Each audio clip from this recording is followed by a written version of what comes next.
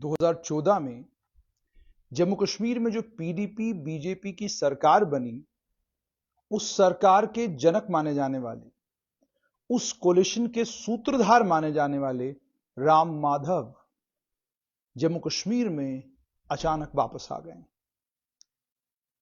किसी को कानो कान खबर नहीं थी और एक ऑर्डर जिस पर अरुण सिंह के दस्तखत हैं और जिसे भारतीय जनता पार्टी के राष्ट्रीय अध्यक्ष जेपी नड्डा की मंजूरी के बाद इशू किया गया है, राम माधव और उनके साथ में केंद्र में गृह मंत्रालय में मंत्री जी किशन रेड्डी, इन दोनों को जम्मू कश्मीर का चुनाव प्रभारी बनाया गया है।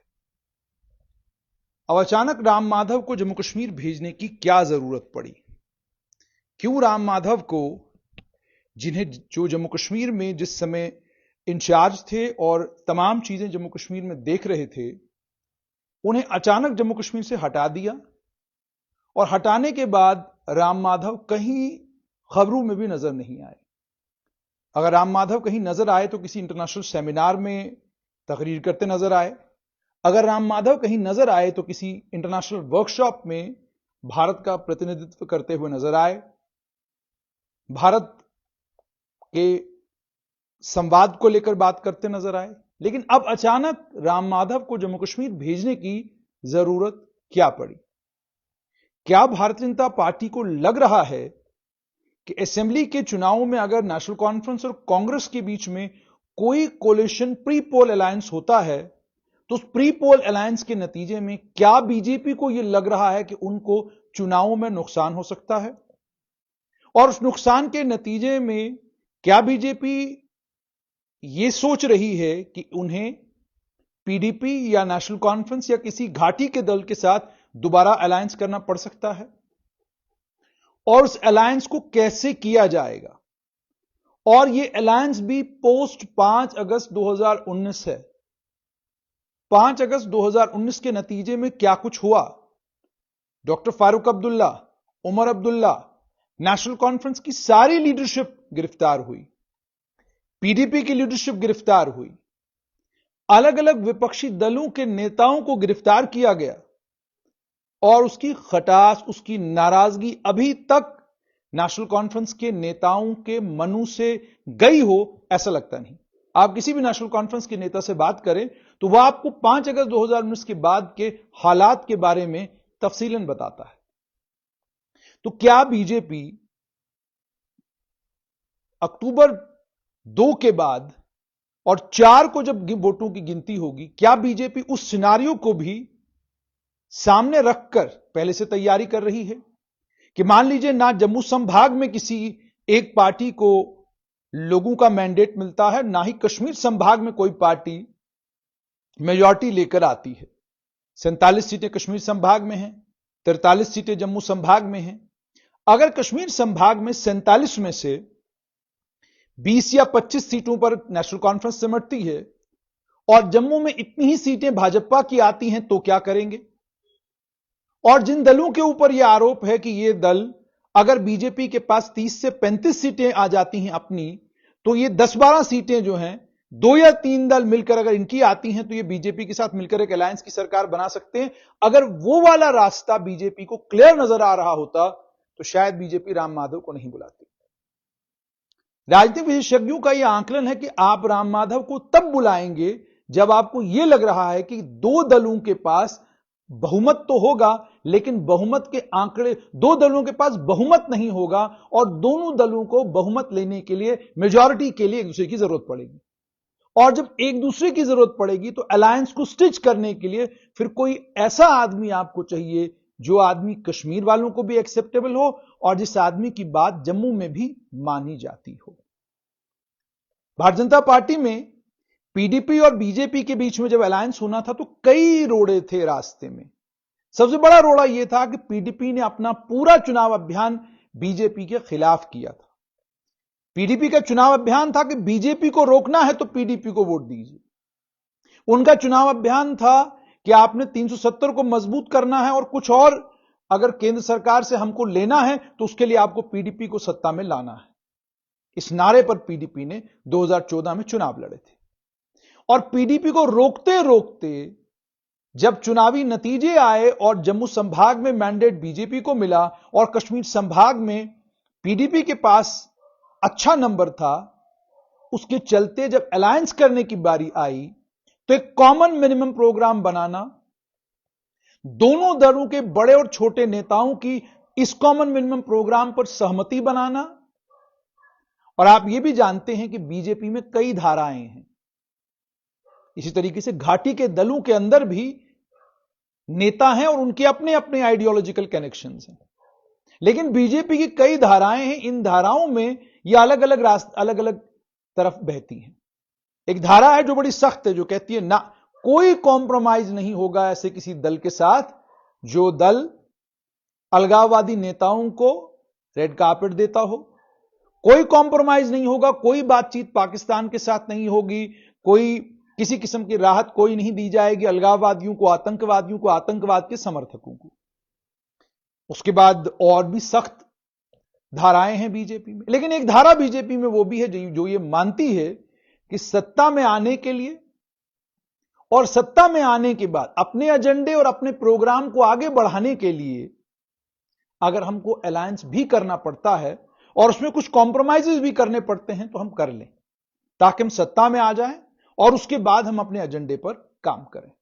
और इस बात को भी इंश्योर करें कि जिस पार्टी के साथ मिलकर हम सरकार बना रहे हैं वो अपने एजेंडे को, चाहे उस एजेंडे में 370 हो, 335A हो या कोई भी बात हो, वो अपने एजेंडे को लेकर आगे ना बढ़ सके।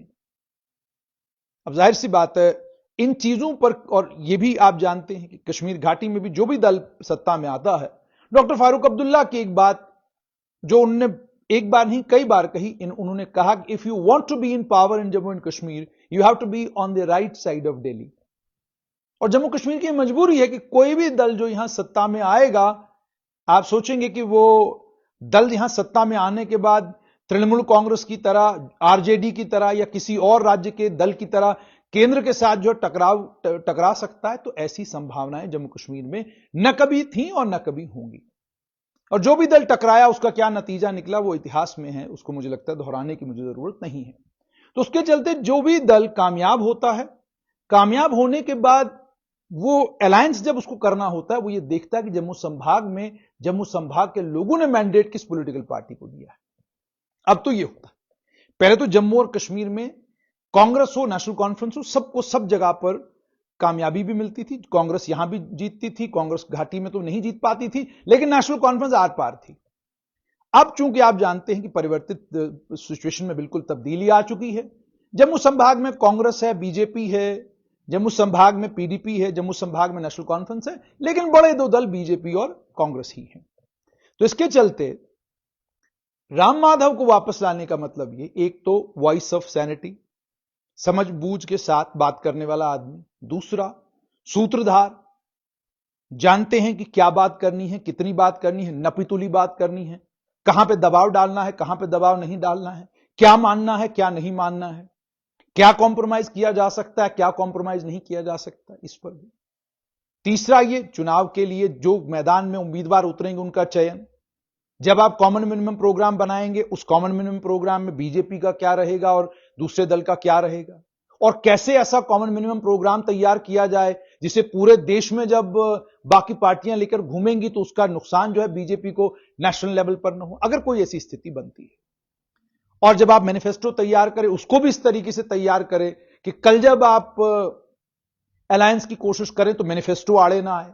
हालांकि जम्मू कश्मीर में अलायंस करने में इतनी कोई दिक्कत आने वाली नहीं है, लेकिन आप जब अलायंस भी करें तो आप उसके लिए एक रास्ता हमवार करने की कोशिश करेंगे, स्मूथ करने की कोशिश करेंगे चीजों को। और वहीं पर जब आप जानते हो कि घाटी के दल इस वक्त आपसे नाराज हैं, चूंकि आप दिल्ली में सत्ता में हैं इसलिए घाटी के दल थोड़ी लचक दिखा सकते हैं, लेकिन नाराजगी तो है। नेशनल कॉन्फ्रेंस में इस बात की नाराजगी कि आप हमारे लीडरों के घरों पर बुलडोजर लेकर आ गए। नेशनल कॉन्फ्रेंस में इस बात की नाराजगी कि आपने, क्योंकि नेशनल कॉन्फ्रेंस के एक नेता से मैंने बात की, उन्होंने ये कहा हमारे दल को तोड़ने की कोशिश की, हमारी पार्टी के हिस्से बखरे करने की कोशिश की गई। और सिर्फ इतना ही नहीं, बल्कि उन्होंने यह कहा कि यहां तक सरकार आगे बढ़ गई कि जहां यहां तक सरकार आगे बढ़ गई कि कई जगहों पर परिवारों को नुकसान पहुंचाने की कोशिश की गई। शायद एंटी एनक्रोचमेंट ड्राइव की बात कर रहे थे। तो ये सारी चीजें हैं। अब आप पीडीपी की बात कर लें, उनकी सबसे बड़ी नाराजगी ये कि आपने पार्टी तोड़ दी, हमारी पार्टी के दो फाड़ कर दिए। 40 लोग हमारी पार्टी से अपनी पार्टी में चले गए। उसके बाद हमारी पार्टी को चुनाव जितने भी हुए उन चुनाव में आगे बढ़ने का, दौड़ने का, फील्ड में आगे जाने का आपने मौका नहीं दिया। फेयर प्लेइंग फील्ड आपने नहीं दिया। यह नाराजगी है। उसके अलावा यह नाराजगी कि हमारा जन्म 1998 में हुआ था, उसके बाद हम विपक्ष की एक मजबूत पार्टी बनकर जम्मू कश्मीर में उभरे थे, लेकिन 2014 में अलायंस करने के बाद हिस्से बखरे हो गए पार्टी के। आज पार्टी कहीं नजर ही नहीं आ रही और आज पार्टी दोबारा से अपने आप को आहिस्ता आहिस्ता खड़ा कर रही। इसी तरीके से आप अगर देखेंगे जम्मू कश्मीर पीपल्स कॉन्फ्रेंस के नेता सज्जाद गनी लोन भी गुस्से में हैं। कल मैं उनका एक वीडियो देख रहा था, वो उस वीडियो में कह रहे थे कि इमरान रजा अंसारी का जो एक पुलिसकर्मी के साथ वाद विवाद हुआ, उस वाद विवाद के चलते जो एफआईआर दर्ज की गई है उसमें जो धाराएं लगाई गई हैं वो धाराएं हमको नुकसान पहुंचाने के लिए लगाई गई हैं। वो आगे कह रहे हैं जी हमको नई दिल्ली का आदमी कहते हैं आप, अगर हम नई दिल्ली के हैं तो ये इतनी सख्त धाराएं हमारे पर क्यों लगी हैं। इसी तरीके से जम्मू कश्मीर अपनी पार्टी के नेता सैयद अल्ताफ बुखारी की अपनी नाराजगियां, कुछ अफसर थे जिनको हम नहीं चाहते थे ये फील्ड में होने चाहिए, वो फील्ड में हैं। हमारे लोगों की सिक्योरिटी अचानक विड्रॉ की गई, क्यों की गई, किन कारणों से विड्रॉ की गई, कि वो भी। तो कहने का मतलब ये कुल मिलाकर घाटी की सिचुएशन इस समय ये है कि आपको एक ऐसा सूत्रधार चाहिए जो इन सभी नेताओं से बात भी करे, ये जो गुस्सा और नाराजगी इसको कंटेन करने की कोशिश भी करे, और उसके बाद एक अलायंस का जनक भी बने, एक अलायंस का सूत्रधार भी बन सके अगर उसकी जरूरत पड़ती है। हालांकि बीजेपी के नेताओं का यह दावा है कि 40 सीटें हमारी अपनी आने वाली हैं और जो कुछ दल हमारे साथ अभी भी हैं, लाइक माइंडेड पार्टीज, 90 के करीब सीटों पर तो हम चुनाव लड़ेंगे। 40 हमारी अपनी सीटें आएंगी और संभवतः हम हो सकता है 47-45 का आंकड़ा खुद ही पार कर ले, वो उनका अपना कॉन्फिडेंस है। लेकिन फिर एक रियलिटी चेक हो जाता है फौरन कि आपने पार्टी में, जब पार्टी की ज्वाइनिंग की बारी थी तो आपने दाएं बाएं कोई नहीं देखा, जो भी आया उसको आपने स्वागत किया, आइए पार्टी में शामिल हो जाइए, बहुत बढ़िया बात है, साथ मिलकर चलेंगे। अब चुनावों की बारी आई है तो आपकी पार्टी के अंदर से स्वर उठने लगे हैं कि बाहरी नेताओं को मैंडेट और अंदर के नेताओं को आप जो है किनारा कर रहे हैं। अब वो नेता जो बाहर से आए हैं वो कह रहे हैं कि भाई जब हम आए थे तब तो आप स्वागत कर रहे थे, तब तो आपने लड्डू बांटे, तब तो आपने कहा हमारी पार्टी बहुत मजबूत हो रही है नेताओं के चलते, अब हम आ गए हैं तो अब हम बाहरी हो गए। तो इसको भी बीजेपी को कंटेन करना है। एक एक क्षेत्र में 4-4, 5-5 कैंडिडेट, इसको भी बीजेपी ने एड्रेस करना है। एंटी इनकम्बेंसी से भी लड़ाई लड़नी है। रेबिलियन को भी पार्टी के अंदर रोकना है कि किसी भी कॉन्स्टिट्यूएंसी में जहां बीजेपी मजबूत है वहां पर कोई रेबल न खड़ा हो। मुकाबला सिर्फ सीधा दो पार्टियों के बीच में हो, कांग्रेस बीजेपी, एनसी बीजेपी। अगर कहीं पे कोलिशन होती है तो NC Congress coalition versus BJP हो जाए, लेकिन यह ना हो कि एक कॉन्स्टिट्यूएंसी में 3-3 कैंडिडेट खड़े हैं और तीनों बीजेपी के। और अब यह भी खुशकिस्मती कहिए बीजेपी की, बदकिस्मती कहिए बीजेपी की, कि एक एक कॉन्स्टिट्यूएंसी में 3 कैंडिडेट अगर खड़े हैं, 2 तो ताकतवर है, 2 का बिल्कुल उस कॉन्स्टिट्यूएंसी में अच्छा खासा इंफ्लुएंस है। 2 कैंडिडेट ऐसे हैं कि वो वोट खराब कर सकते हैं, वो इलेक्शन खराब कर सकते हैं। तो इसको भी कंटेन करना है। तो इसके लिए भी आपको बड़े दिमाग चाहिए, बड़े लोग चाहिए कि भाई अगर एक को आप मैंडेट दे रहे हैं तो एक को आप कह रहे हैं कि आप म्युनिसिपैलिटी लड़ लीजिएगा, वहां पर आपको एडजस्ट करेंगे। आप डीडीसी लड़ लीजिएगा, आपको वहां एडजस्ट करेंगे। बहुत सारे बोर्ड हमारे पास हैं, वहां पर आपको एडजस्ट करेंगे अगर हमारी सरकार बनती है तो ऐसा लगता है कि ये सारी चीजें जहन में रखते हुए भारतीय जनता पार्टी, चूंकि जब राजनीति की बात आती है तो बीजेपी की पूरी कोशिश रहती है कि बाकी दलों से 4 कदम आगे रहे। जो तैयारी बाकी दल चुनाव जीतने के बाद या चुनावों के नतीजे आने के बाद करेंगे, हम पहले तैयारी करते हैं। बातचीत का सिलसिला शुरू हो जाए, रास्ता खोल दिया जाए, कुछ उनकी मांगे मानी जाएं, कुछ हम अपनी बातें मनवा लें, ताकि जब जम्मू कश्मीर में चुनावों के नतीजे आए तो हम दोनों सिचुएशंस के लिए तैयार हों।